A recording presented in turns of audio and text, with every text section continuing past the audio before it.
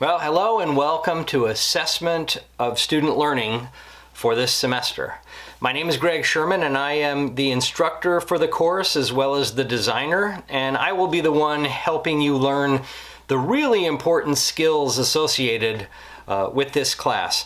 I've taught this class for many years at Radford University, probably 15 years or more. I've taught similar classes earlier in my career, and I have used all of the principles of good assessment design as both a classroom teacher. I was a secondary science teacher for 10 years, and I've also been an assessment consultant for school divisions and professional organizations, as well as some companies over the last 20 years or so. So I have a lot of experience with all of the skills, knowledge, attitudes, and concepts to be presented in this class. And I was also responsible for deciding what I felt was really important and relevant for you as either pre-service teachers or practicing educators.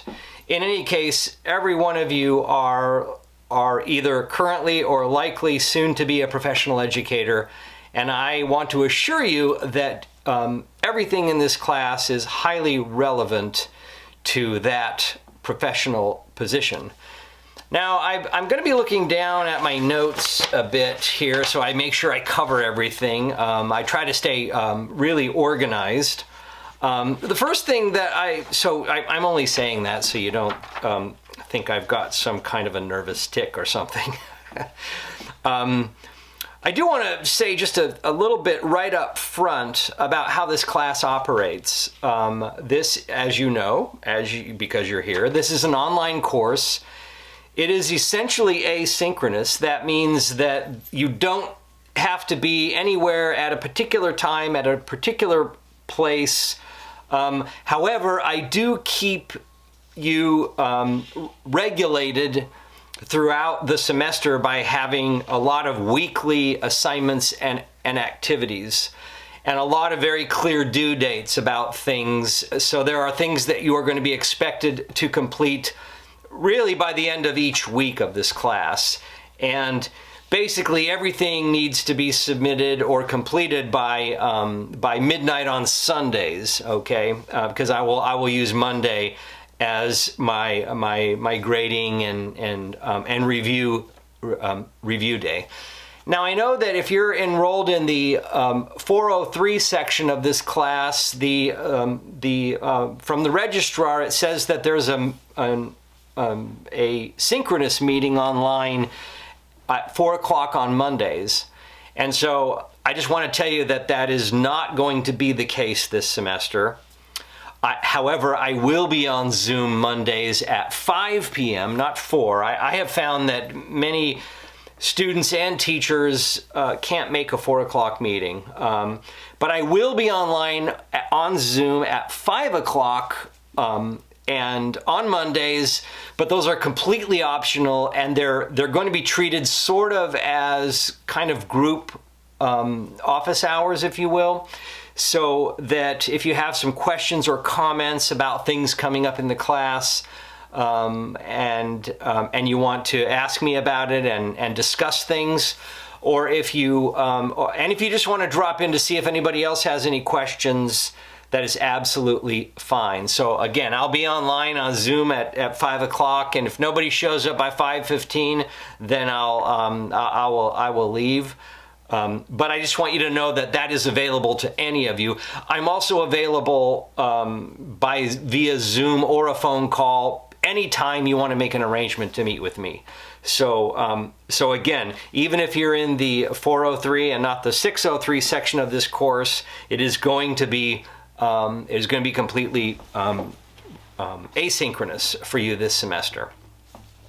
Okay, I want to say a little bit about why, before I talk more about this class and how it operates, I want to say a little bit right up front about why this class is relevant, why it's important. First of all, if you are a practicing educator, professional educator, you will use assessment principles and you will apply assessment skills every single day of your job. either informally or formally, assessment is a necessary and very, very important part of your job. So I can assure you everything about this class is going to be used, honestly, just about every day of your practice. Another reason why it's relevant is because you cannot have effective instruction without effective assessment. Those two are completely intertwined. And if you're not good at assessment, then you don't have good instruction. And that's just the way it is. And you'll learn more about that as the semester progresses. And finally, and I think this is really important, also something you'll learn about as we go along in the semester, but being good at assessment helps you make really good decisions about what is really important for your students to learn how to do, to identify and apply the attitudes that you want them to learn. So it's very, and making good decisions about what's important to be learned, in my humble opinion, is one of the most important things you do as a professional educator. So those are 3 really good reasons why this course is incredibly relevant. And speaking of relevance, I want to talk about the course text for a minute. Now I have this is the 8th edition and we're already on the 10th. But it's the text is called Classroom Assessment, What Teachers Need to Know, and it is written by a professional educator, James Popham. He has got a great voice in his writing. He's actually has a sense of humor, which you will pick up on as you go through this, as you go through the material. We are on the 10th edition now, and you can access and purchase that through the bookstore. If you do have access somewhere to the 9th edition, whether at a used bookstore or online used, and it's a lot cheaper, that will also work for you. I also want to point out that if you need to start diving into the text from the first day of this class, and if you don't have your text yet, you need to work on getting that as soon as possible. I did post in the resources section of the course website. I do have the first couple of chapters posted there for you, so you won't be behind. They're from an earlier edition of the book, but they'll work for these for the first week. So so that's the text, and I have this one in the loose leaf version because I also include the course notes that are that I have prepared for you as well in there. I'm not sure if you can buy it as a loose leaf or not, but if not, and you do choose to print out the notes, you might want to get a 3-ring binder and hole punch everything if that's how you operate in terms of how you move through a class. Speaking of notes, I have a lot of lectures in this class each week, actually, or almost each week. All the notes associated with each section of the class are already prepared for you. You'll be able to download them. Every single thing that I think is important and that align with the course outcomes are included in those notes. So you won't really need to be taking any notes in this class, but you will need to be studying the organized section of notes once you complete the course readings. Now you'll go on a website tour in a different video, but I do want to say right up front that the website itself, the course website, which I'm not using D2L for most of this class, I'm using just a regular, like, online typical website kind of thing. I find the user interface is a lot easier. It's way easier for me to develop material and to revise it quickly. And so hopefully you'll feel the same way about its usability, but it's also something that's under construction as we go through the semester. So I have stuff prepared for week 1. It's ready to go. And there is other stuff already posted for subsequent weeks, but you just really need to focus on this class 1 week at a time. And you'll see that when you start to play around with the course website. Now, as far as this course goes, it's asynchronous. The components of the course include all the material that I'm going to prepare for you on the course website. And that includes some videos. It includes information about what you should be reading that week. It includes access to notes. It also includes some brief lectures over the important things you're going to be learning about in the assignments. It includes information about the projects that you need to complete. It provides access for the practice you're going to need to complete before you take the course exams. So those are the components: the readings, notes, practice, projects, and then you'll go to D2L to submit any document that you need to submit for projects, including weekly reading reflections, or almost weekly. And also, when you go to take the course exams, they will be delivered in D2L. So those are the components of the class. So let me just say a little bit about how you need to do this class, okay? Again, hopefully you have some experience with online instruction. By the way, I will say this: online instruction is not for everybody. Some students are not successful having to manage everything without some external guidance. I try to mitigate that a little bit by how the course is structured and how I have you keep up with things every single week. But again, if you need support from me, your teacher, please don't hesitate to reach out. And if you're struggling at all with the class, let me know up front so we can maybe do some things that can help. But here's how I think that here's how the class operates, and here's how you need to do the class, okay? Every week you need to check the calendar. That's the online calendar on the website. That's very important. Any changes I make to the calendar, it will be posted and revised on the course website. I will have a page for weekly assignments, at least for the first part of the class. So you go to the weekly assignments page. Actually, go to the homepage of the course website, and I will provide a brief announcement every week. And that's, again, where you'll view the calendar, and then you'll go to the weekly assignments. You'll read through the weekly assignments, and they will almost always include some readings from the text. With those readings, you will be asked to do a reflection over the chapters, and I have posted those that you'll have to respond to. They're documents, and then you'll respond in the document and submit those into D2L. You'll work on your projects, and in this first week, you'll have a project that's due in a week. It's very small, and it won't take you that long, but some of the projects are very large and might take you almost a month to complete. So once those projects are assigned, you should be working on those as you go along. You should also be preparing for the exams, actually right from the beginning. You'll see in the course calendar when the exams are. Those exams are, again, delivered in D2L.